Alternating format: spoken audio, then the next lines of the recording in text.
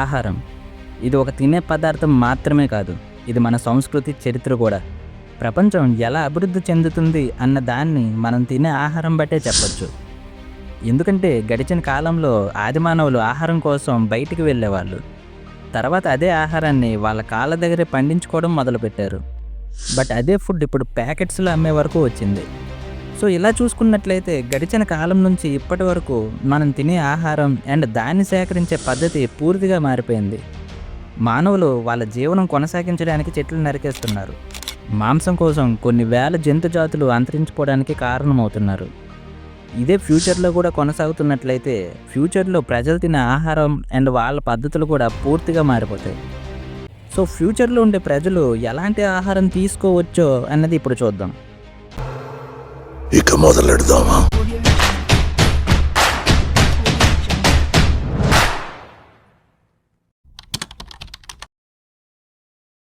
ఫ్యూచర్లో ఉండే ప్రజలకి బాగా ఇబ్బంది పెట్టేది ఏదైనా ఉంది అంటే అది ఫస్ట్ వాటర్ మాత్రమే. ఎందుకో ఫ్యూచర్ వరకు అవసరం లేదు, ప్రజెంట్ ఉన్న వాళ్ళకే వాటర్ వాల్యూ బాగా తెలుస్తుందిలేండి. నేను స్నానం చేసి 2 రోజులైంది. మా బస్తీలో నీళ్ళు అలాగే వస్తాయి కాబట్టి. సో ఫ్యూచర్లో ఉండే వాటర్ ప్రాబ్లమ్ని దృష్టిలో పెట్టుకొని రాడ్రిగో, ఈ పేరు మీరే చదువుకోండి, అనే లండన్లో చదువుకుంటున్న 2 కాలేజ్ స్టూడెంట్స్ ఈ ఎడిబుల్ వాటర్ బాల్స్ని కనిపెట్టారు. ఈ ఎడిబుల్ వాటర్ బాల్స్ అనేవి కొంచెం వాటర్ మరియు సోడియం ఆల్గినేట్, అంటే సముద్రపు నాచు అంటారు, దాన్నే సోడియం ఆల్గినేట్ అని కూడా అంటారు, అండ్ వీటితో పాటు కాల్షియం క్లోరైడ్తో తయారు చేస్తారు.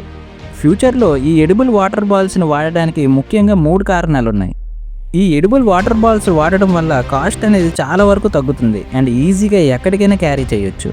అండ్ రెండో కారణం వచ్చేసరికి సోడియం ఆల్గినేట్ అండ్ కాల్షియం క్లోరైడ్ అనేవి పూర్తిగా టేస్ట్లెస్, ఇవి వాటర్లోనే ఉంటాయి తినేటప్పుడు కూడా. అండ్ మూడవ రీజన్, చాలా ముఖ్యమైన రీజన్ ఏంటి అంటే ఈ ఏవైతే ఎడిబుల్ వాటర్ బాల్స్ ఉన్నాయో అవి మనం నార్మల్గా వాడే వాటర్ బాటిల్స్ లాగా బాటిల్స్లో ఉంచవలసిన అవసరమే లేదు. దీనివల్ల మనకి ప్లాస్టిక్ వేస్టేజ్ కూడా చాలా వరకు తగ్గుతుంది అండ్ ఎన్విరాన్మెంటల్కి యూస్ఫుల్గా కూడా ఉంటుంది. ఇది ఒక్క విషయం చాలదా మనం ఈ ఎడిబుల్ వాటర్ బాల్స్ని ఫ్యూచర్లో వాడడానికి. అందువలన ఈ ఎడిబుల్ వాటర్ బాల్స్ అనేవి ఫ్యూచర్లో మనకి మంచినీటిగా మారబోతున్నాయి. ఊహించుకోండి, మీ ప్లేట్లో ఉండే మాంసం అనేది యానిమల్స్ నుంచి కాకుండా ఒక ప్రయోగశాలలో పండించిందైతే ఎగ్జాక్ట్గా ఫ్యూచర్లో ఇదే జరగబోతుంది. ప్రెజెంట్ టైంలో పెరుగుతున్న జనాభాను దృష్టిలో పెట్టుకొని మానవులు తినే ఆహారం కోసం, మాంసం కోసం కొన్ని వేల జంతు జాతులు అంతరించిపోవడానికి కారణమవుతున్నారు. సో ఈ కల్టివేటెడ్ మీట్ వల్ల జంతువులకి ఎలాంటి ప్రమాదం ఉండదు అండ్ కల్టివేటెడ్ మీట్ ప్రొడక్షన్ పెంచి మనం ఆహారం కొరత లేకుండా చేయొచ్చు. సో ఫస్ట్ ఆఫ్ ఆల్ ఈ కల్టివేటెడ్ మీట్ అంటే ఒక యానిమల్స్ నుంచి స్టెమ్ సెల్స్ని తీసుకొని బయోరియాక్టర్లో ఉంచుతారు. ఈ బయోరియాక్టర్లనే కల్టివేటర్స్ అని కూడా అంటారు.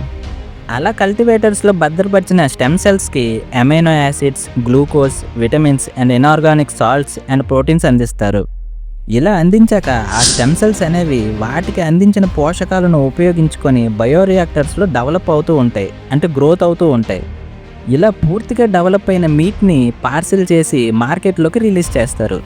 మనం డెవలప్ చేస్తున్న మాంసాన్ని ఆధారంగా చేసుకొని, అంటే అది ఫిషా లేదా కోడా లేదా ఇంకేదైనా యానిమల్ అన్నదాన్ని ఆధారంగా చేసుకొని ఈ మీట్ డెవలప్ అవ్వడానికి 9 నుంచి 10 వారాల సమయం పడుతుంది. ఈ కల్టివేటెడ్ మీట్ ఐడియా మాత్రం మొట్టమొదటిసారిగా డచ్ సైంటిస్ట్ అయిన విలియం వాల్ ఎలన్కి వచ్చింది. బట్ ఇది 1950లో వచ్చినప్పటికీ ఈ పేటెంట్ రైట్స్ అతను తీసుకోవడానికి సుమారు 49 సంవత్సరాలు పట్టింది. అంటే 1999వ సంవత్సరంలో ఈ కల్టివేటెడ్ మీట్కి పేటెంట్ రైట్స్ అతను తీసుకున్నాడు. ఇన్సెక్ట్స్ ప్రోటీన్ పౌడర్ అంటే పురుగులతో చేసిన ప్రోటీన్ పౌడర్ అంట. పేరు వినగానే సగం మంది జంప్ అయిపోయి ఉంటారు నాకు తెలిసి. అసలు ఈ పురుగుల ప్రోటీన్ పౌడర్ విషయానికి వస్తే, నార్మల్గా ప్రోటీన్ పౌడర్ అంటే మనం పాలతో రెడీ చేస్తాం కదా. అసలు సరిపోయిన జంతువులు లేకపోతే సరిపోయిన పాలు ఏడ నుంచి వస్తాయి కదా.